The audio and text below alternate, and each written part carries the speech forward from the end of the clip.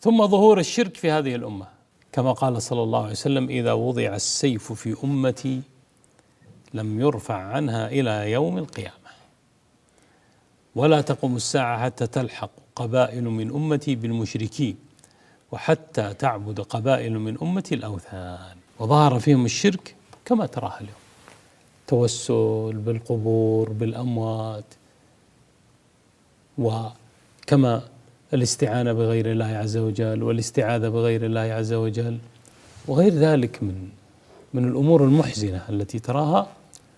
فمن أحب أن يكون من أتباع محمد صلى الله عليه وسلم فليسلك طريقه ويدعو الناس إلى التوحيد. قولوا لا إله إلا الله تفلحوا، وما أمروا إلا ليعبدوا الله مخلصين له الدين. ما واجبنا؟ هذا قضاء قدري نرده بقضاء قدري، فالذي قدر أن تعبد بعض القبائل الأوثان قدر أن يكون هناك دعاة يصدون هذا الشرك وهذه الوثنية ويعلم الناس التوحيد ويدعونهم إلى التوحيد.